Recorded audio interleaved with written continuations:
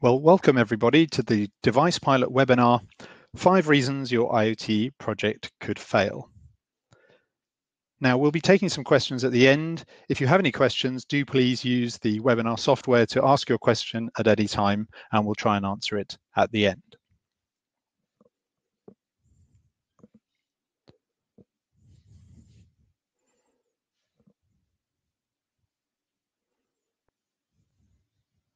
So just to introduce myself, my name is Pilgrim Beart. I'm CEO of DevicePilot, and my previous startup was AlertMe, where we developed the UK's first successful connected home platform. It's now known as Hive, and over 9 years we went from having tens and hundreds of customers to eventually shipping millions of devices into the UK and the US. And we learned an awful lot through that journey, of course, and a lot of the thinking I'll be sharing with you was informed by that journey. So what are the 5 mistakes that people tend to make? Well, the first one is to think of IoT as just another feature of your product. If you're a product company, it's easy to make this mistake. And let's think of a specific example. Maybe you're a lawnmower manufacturer. You've been making lawnmowers for decades. You understand all about how to make lawnmowers and about your customers' attitudes to their lovely stripy grass and so on. And so you may think, okay, well, in 2018, we're going to launch sharper blades, bigger wheels, and connectedness. And maybe that's to do remote diagnosis or whatever reason. But you'd be mistaken in thinking that connecting your product is just another feature, because it's the beginning of a profound shift to being a service provider, because that connection is going to have to go on working for the life of the product, which could be 10 or 15 years. And during that time, you're going to have to do things like software upgrades to fix security bugs and fix features and add new features. And that's going to cost you something. So if you've decided to give away your connectedness for free or for a very modest increment, then you may well find that over the lifetime of the product, you are not making a profit, in fact, making a loss. And you'd be selling yourself short, really, because there are so many opportunities for new business models with connectedness, and it's a completely profound shift. It's a shift as profound as the arrival of the web, really, which was originally treated as a sort of strange piece of technology that only a few people had to pay attention to. But as you know, it's now affected every part of your entire business, and IoT will do the same thing. So how can you make sure that you make money with IoT? Well, I think one of the key ideas, I mean, you could ask your customers to actually pay for the service, you know, a monthly fee, but just as some vendors are not familiar with the service model yet, so some customers may not be, and they may not be ready to do that. You might find that off-putting. So you need to perhaps find some other way to monetize your service. And the clue here, I think, is to look for the efficiencies, because most IoT applications are actually about efficiency, about making better use of some finite resource like people's time or energy or whatever. So if you can find that, what efficiency does is it creates spare money in the value chain, and that money can be shared out between the vendor and the customer to your mutual benefit. So the example I'd like to use here is an air conditioning company that a few years ago added Wi-Fi to all its air conditioners with the idea that its customers could then use that to see and change the settings on their air conditioning on the internet. The trouble was none of their customers actually wanted to do that. But they then realized that because their air conditioners were online, they could now see when the filters were clogging. And that gave them the clue about a whole new service model, which was the just-in-time service replacement for filters. And you can see how that was a real benefit to both parties, because it let the vendors service their equipment much more efficiently. And it also meant, for the customer's point of view, that their equipment always worked for the lowest possible cost. The second mistake we see people making is to think of IoT as business as usual. So if you are in a company, a mature company, then most of the people in the company will probably be focused on meeting the next quarter's profits. And big companies get very good at doing that. The trouble is that tends to act against innovation, and IoT is most certainly innovation at this point. Innovation happens on different timescales. You could expect it to take years for an IoT innovation to actually start making money. And it's much riskier. It requires a series of experiments, and experiments can fail as well as succeed, and that's quite normal. So you need to do it in an environment which will support that kind of attitude. So at the very least, you need to ring fence a separate budget of people and resources, because otherwise, as soon as your quarterly profits are threatened for some reason, some technical or sales problem in the rest of the company, you'll find people and resources getting sucked back into business as usual, which will threaten your IoT operation. So the most extreme version of doing this, which I've seen happen in several cases with great success actually, is to set up a whole new division to focus on IoT, so it really is completely separate. And you can even raise more money to do this from your shareholders, because they'll love the fact that you're getting into services with recurring revenue, which would increase your share price and could well be the future of your business. So an example, a counterexample of this would be the relationship that Alertme had in its early days with Invensys. Now they have a consumer brand, Drayton, in the UK, which is sort of 50-50 with Honeywell, or was 50-50 with Honeywell in terms of owning the heating controls market, the domestic heating controls market. So we had initially a technical relationship with them, and we built a connected thermostat connected to our service. And we had a great relationship with them. I knew their CEO very well.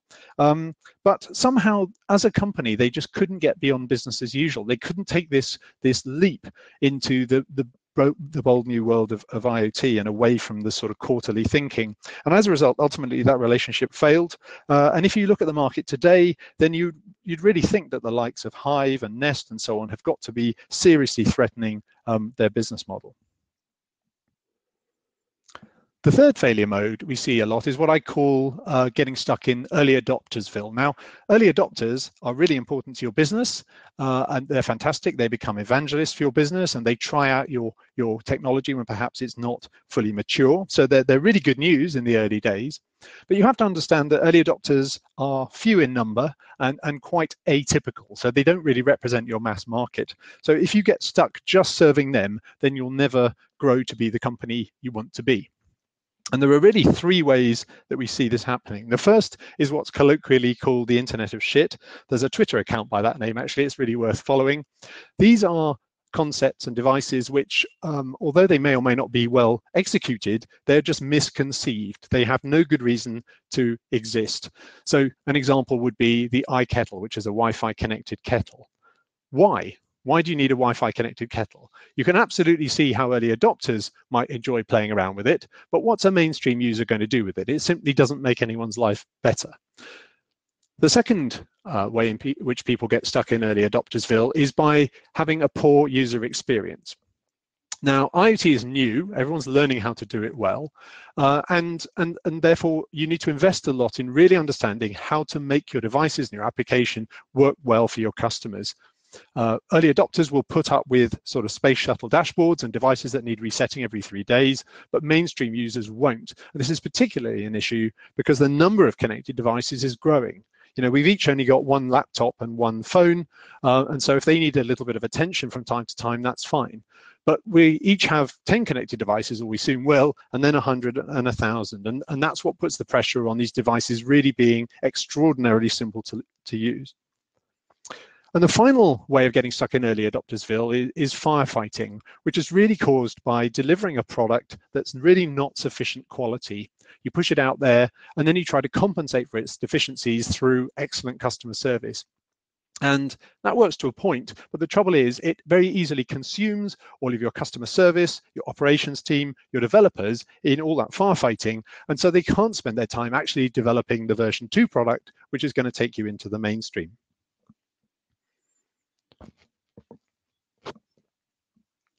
The fourth failure mode we see is a failure to scale. Now, every time you grow by, say, an order of magnitude from 10 devices to 100 or 100 to 1,000 or 1,000 to 10,000, it really becomes a whole different ballgame. And you can't get there just by hoping and iterating. It actually takes quite deliberate thought and action and planning to make it to that next stage. And the key thing to realize here is that IoT is now an ecosystem. 10 years ago, when you developed an IoT system, you had to develop almost all of it yourself, which is extremely slow and expensive.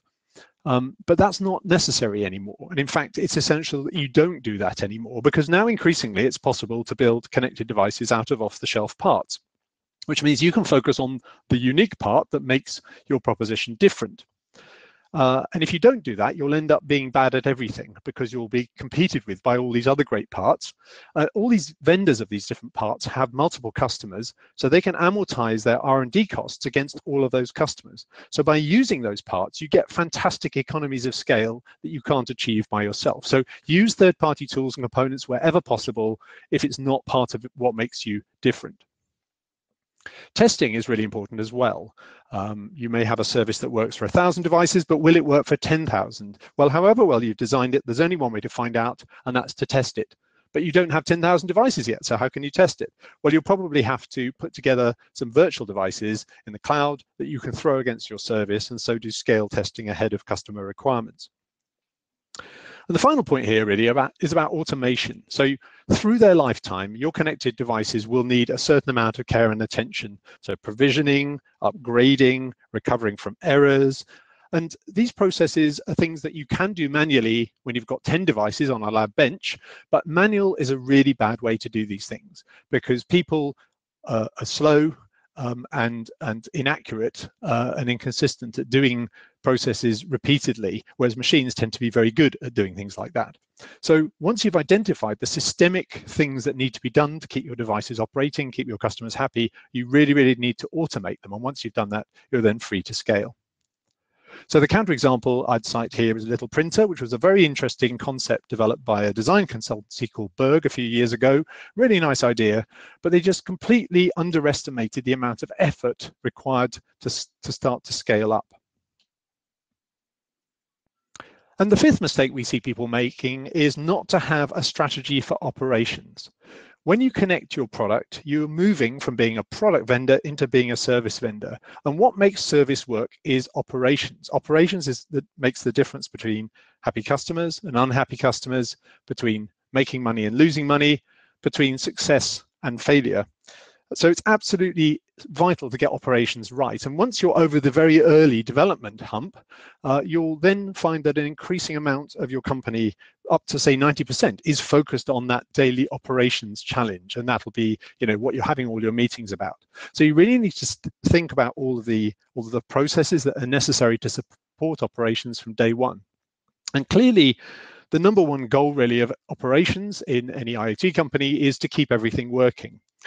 And is it working is not just a technical question. So I don't know about you, but I've several times in my life had the experience where you might be delivering something like say a web platform, and your customers suddenly complain to you that it's not working. You go to your developers and say, is it working? And they say, oh yes, we're pinging the servers once a minute, everything's fine. And you find that the application has crashed. So actually you're kind of measuring the wrong thing. You're measuring something technical. What you actually need to measure is the customer experience, and then you know that you're delivering it right. So the way to get operations right is to come up with a strategy and a plan for really four main things.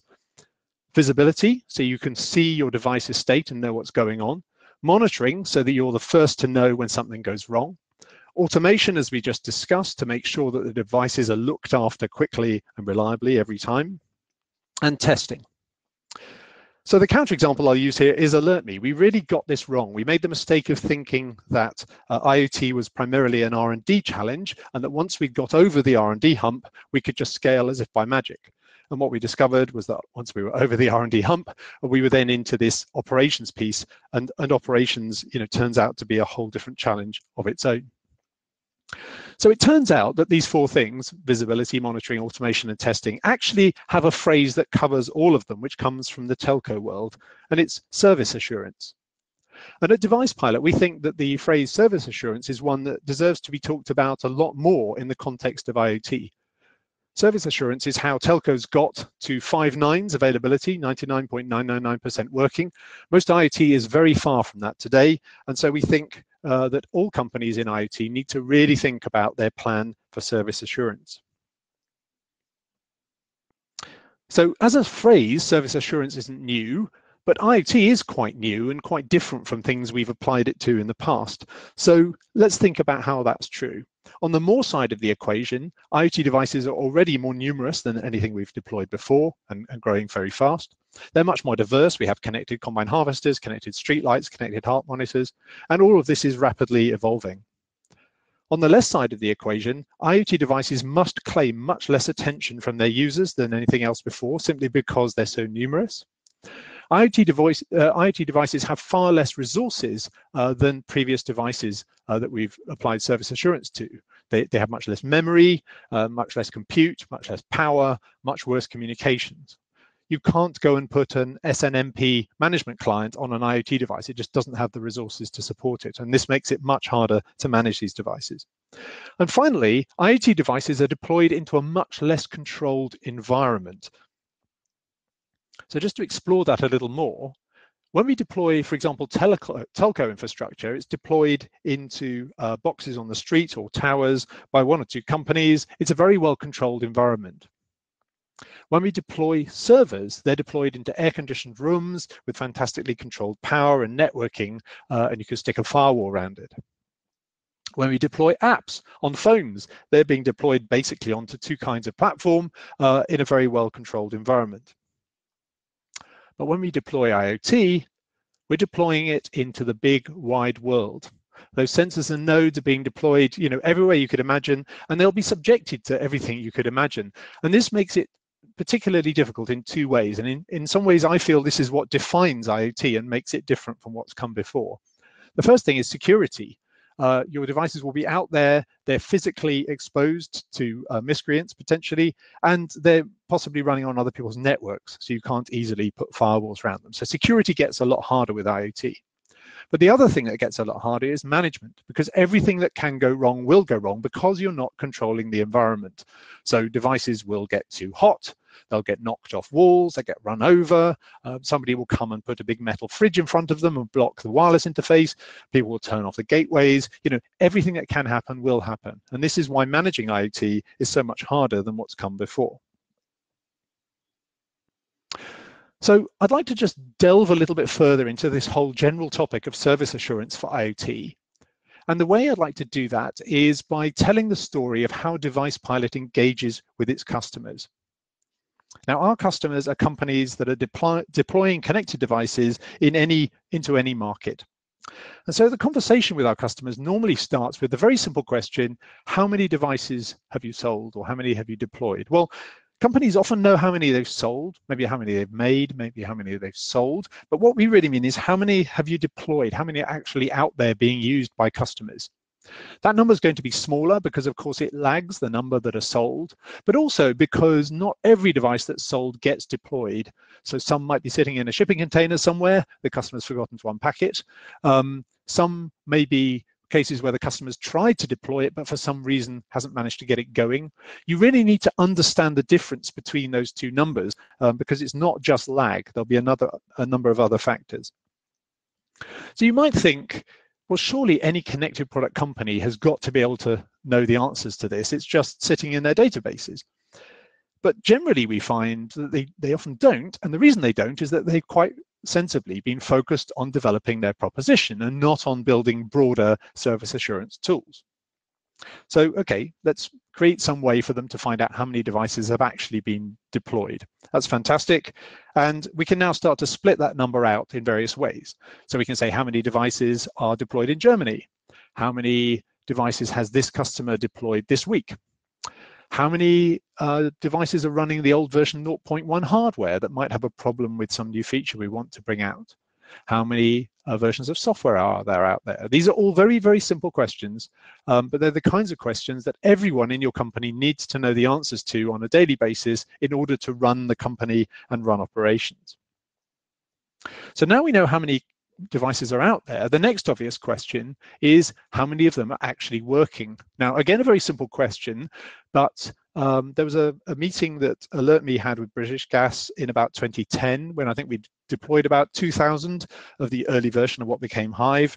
And the meeting sort of started with the BG people banging on the table and saying your stuff doesn't work properly. And we'd come armed with some spreadsheets and stuff which showed that as far as we were concerned, it did work properly. And after the conversation had gone on for a bit, we realized that we actually hadn't defined what working was because it's so obvious we'd forgotten to do it. And so for example, we were deploying devices that relied on broadband connectivity. So everyone knows broadband is not 100% reliable. So if broadband goes down, are we going to count that against us or not? If a product fails when no one's using it, maybe it just goes offline for a couple of minutes in the middle of the night, no one notices. Do you want to count that? So working is a slightly more subtle metric than you might think. So the way you normally set about thinking about that is that most connected devices will send a regular heartbeat. It might be once a minute or once a day, just to say they're okay and to send up some regular telemetry. And these heartbeats are often only sent on a best efforts basis to save energy and communications. So you will occasionally get missing heartbeats, and so you wouldn't get too worried about just missing one heartbeat. But if, for example, you miss 3 in a row, then that's a fairly good sign that something's gone wrong, at least with the communications. So detecting missing heartbeats is an obvious thing we want to feed into our definition of working. The other thing we want to feed into it is what the device itself is telling us about its state and its environment. Is there a problem with the voltage? Is it running out of memory? Is it misconfigured? The device, we'll know a lot of that. We need to be able to capture that. So these are all technical things we need to measure, but we need to go beyond that. So we mustn't forget that one of the things that is so transformative about the Internet of Things in the product world is that because the products are connected, we can actually measure customer happiness. So it used to be that when you shipped a product, you chucked it over the fence to your customer, you never saw it again, and you really had no idea whether the customer was using it and whether they were happy with it. One of the great opportunities with IoT is because the products are connected, we can go on finding that out. We can actually measure how happy our customers are, each and every customer, through the whole life of the product. And that's a fantastic opportunity. It takes our devices into the world of the web, for example, in the same way that with websites, we can use Google Analytics to measure how happy our customers are with our website. Now with IoT, we can measure how happy our customers are with our devices. So we must remember to take that opportunity. So if we go back to this list, we're also going to add, is the device working for the user? Can we measure ways in which the user is using it, pressing buttons or doing other things? If they've stopped using it, then they're quite likely to churn, so that's a danger sign. Also, can we find value metrics, as I call them? So these are things that are measuring the actual value that the product is supposed to be delivering to the customer.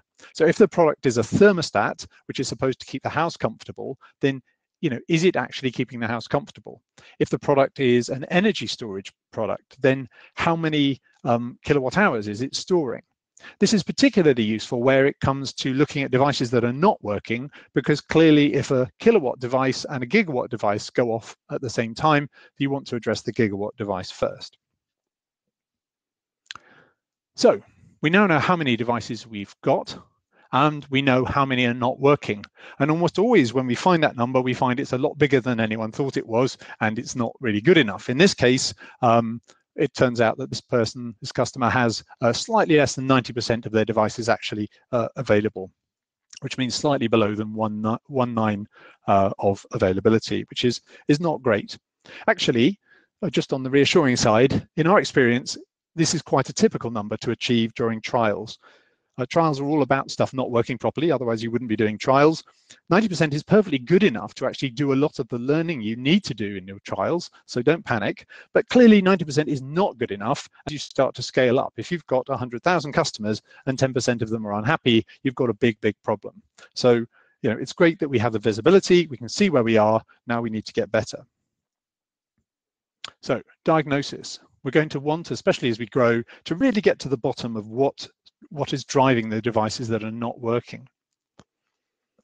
So we can look at that information in various ways. So we can look at it against time. Here we see that the number of devices working has been going up over the last little time. We had a big outage, and then recently it hasn't been changing very much. So in this case, we can't really tell much by looking just at the time domain. Sometimes we can see groups of devices suddenly going offline. We can look by geography. So sometimes it's the case that devices in a certain area, for example, devices connected to a particular exchange have gone offline because there's a problem with that exchange. So in this case, though, it doesn't look as though there is. We can look and group by any piece of telemetry or metadata that we know about the device. So in this case, we're looking at it correlated with signal strength. And in this case, we see there definitely is a significant correlation. So devices that have lower signal strength are much worse at working.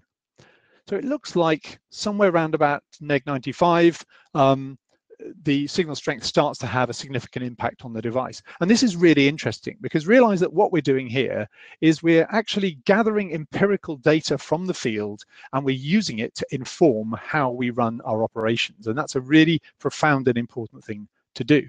So now, armed with that number, we can do at least a couple of things. We can go and tell our installers, don't leave the premises until you've achieved at least neg95 on the signal strength, otherwise we know that's not good enough. We can also say to our operations team, well, there's a rump of devices there that we know are not going to work properly because of poor signal strength. What are you going to do about it? Maybe you need to relocate the antennas. Maybe you need to switch the SIMs to roaming SIMs, which can find a better operator in those locations. You know, there's got to be something you can do.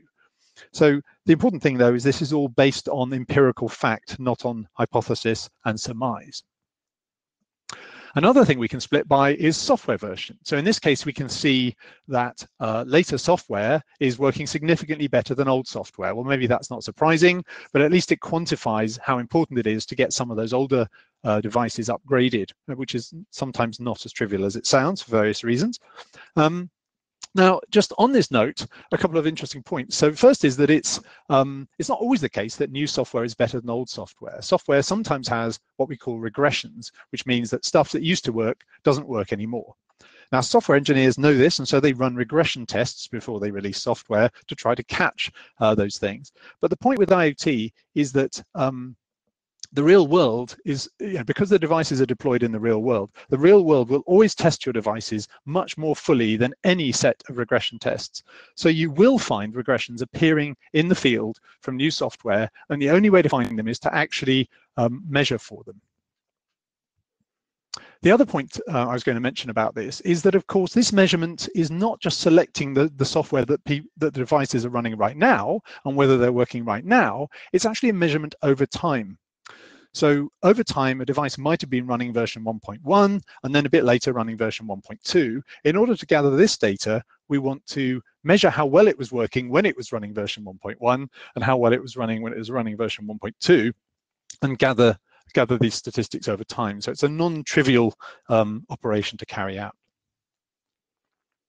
We can also, of course, split by customer. And in this case, we can see that some customers are getting served extremely well and some extremely badly.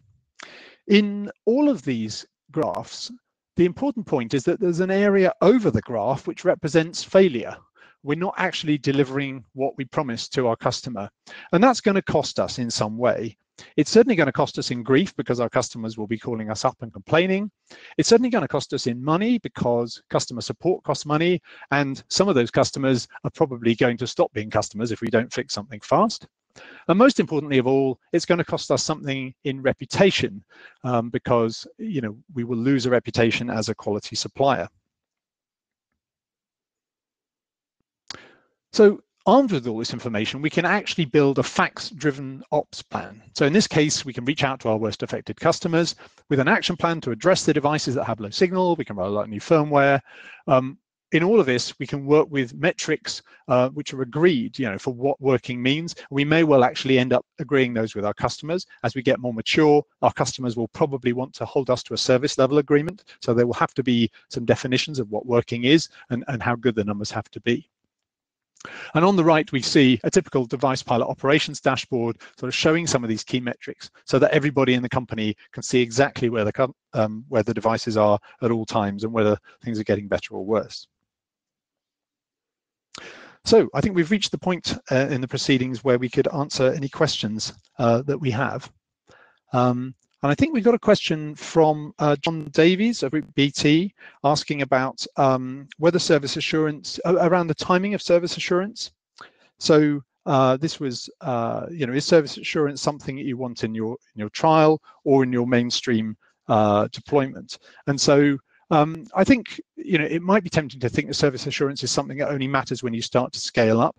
But in truth, I think service assurance is something you should be thinking about right from day one, and that's for two reasons. Firstly, you need to understand that your trials are not just trials of hardware or of software, you're actually trialing your service, because that's what you are. You're a service provider. So you have to get your operations in place, all of your processes and automation and everything else, and test that out as well as your hardware and software. The second point is that trials are all about getting ready. So how do you know when you're ready? Obviously, you can measure the feedback from your customers, maybe, whether they're happy or not, but often customers won't tell you if stuff doesn't work, and it's a little bit qualitative in its feedback. What you really need is quantitative stuff, so where you can agree, you know, we need to achieve this quality before we go to the next level. And so service assurance can actually help you measure whether your trials have finished and you're ready for prime time.